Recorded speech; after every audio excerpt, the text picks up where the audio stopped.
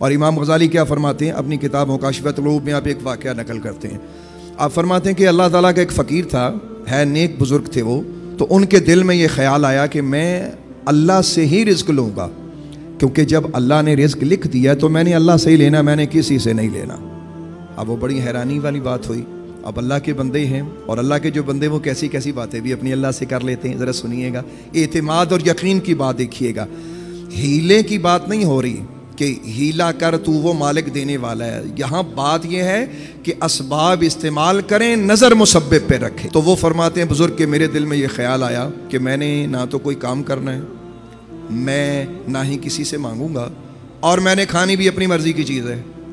اب یہ بھی بڑی حیرت کی بات ہوئی کہ کھانے بھی اپنی مرضی کی چیز ہے اور لینی بھی کسی سے نہیں ہے، مانگنی بھی کسی سے نہیں ہے. تو اب یہ وہ انہوں نے ارادہ کیا. کسی نے ان سے پوچھا کہ آپ نے کھانا کیا ہے؟ کہنے لگا میں جب بھی کھاؤں گا گھی شکر کھاؤں گا، گھی شکر کے بغیر میں نے کچھ نہیں کھانا. اللہ اکبر. کہتے ہیں میں آبادی سے باہر نکل گیا. میں نے سوچا میں دیکھتا ہوں کہ آبادی میں تو لوگ ہیں، میں دیکھتا ہوں کہ مجھے جنگل میں کون کھلاتا ہے. اللہ اکبر.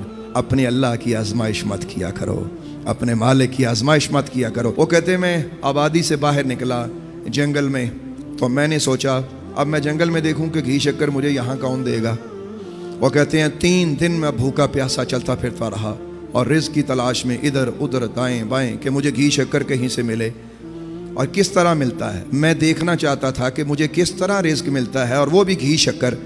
وہ کہتے 3 دن جب گزرے تو میری حالت پتلی ہو گئی، ٹانگوں میں جان نہ رہی. تو مجھے ایسا لگا کہ بس اب میرا سانس قریب نکل جائے گا.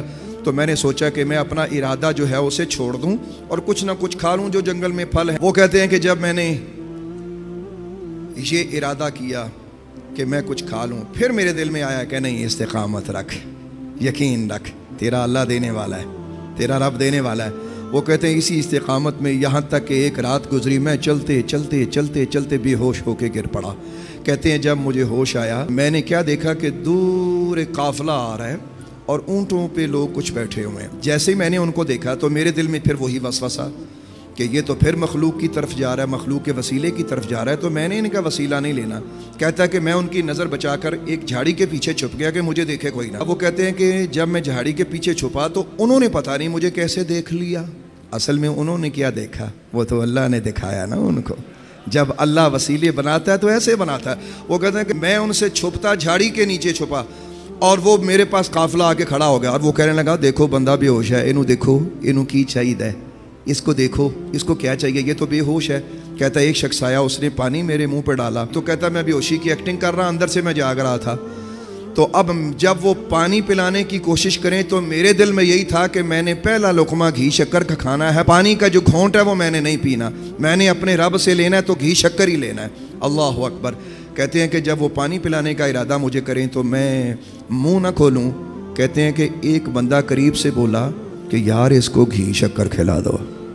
کہتا جب اس نے کہا نا اس کو گھی شکر کھلا دو تو کہتے ہیں کہ میرے دل میں ایک بار خیال آیا کہ میں تڑپ کے آنکھیں کھول کے کہوں کہ دیکھو لوگو وہ اللہ جنگل میں بھی کیسی اسباب بناتا ہے. تمہارے دل میں اس نے وہ بات ڈال دی، وہ بات اس نے ڈال دی کہ جو میں کہاں سے چلا اور کہاں آ کر میں اپنے پروردگار کی قدرت کی آزمائش کر رہا ہوں. کہتے ہیں میں نے دل میں خیال کیا کہ نہیں، میں نے ایسے منہ ہی نہیں کھولنا. کہتے ہیں کہ انہوں نے میرا منہ کھولا، میں نے دانت زور سے، ایک شخص کہنے لگا لگتا ہے بے ہوشی کی وجہ سے اس کے دانت زیادہ بھنج گئے ہیں، ایسا کرو. ایک بندے نے وہاں سے ایک چھری نکالی، چھری ٹائپ کو تیز دھار چیز تھی، اس نے میرے دانتوں میں رکھی اور دبا کے کہنے لگا کہ زور سے کھولو، آج ہم نے اس کو گھی شکر کھلانا ہی کھلانا ہے. کہتا ہے جیسے ہی انہوں نے میرے منہ میں وہ چھری رکھی اور وہ انہوں نے دبانا شروع کی تو مجھے محسوس ہو گیا کہ میرے دانت ہی نہ ٹوٹ جائیں. کہتا میں ہنستا ہوا اٹھ بیٹھا، میں نے گھی شکر کھایا اور سجدہ شکر کیا اور ان لوگوں کو بتایا لوگوں دیکھو اللہ ایسے بھی دیتا ہے. تو میرا رب ہے وہ آپ کا رب ہے وہ رب محمد ہے، وہ رازق ہے، وہ رزق کا مالک ہے. لہٰذا اسباب پہ نظر نہ رکھو، مسبب پہ نظر رکھو. کون ہے انشاءاللہ.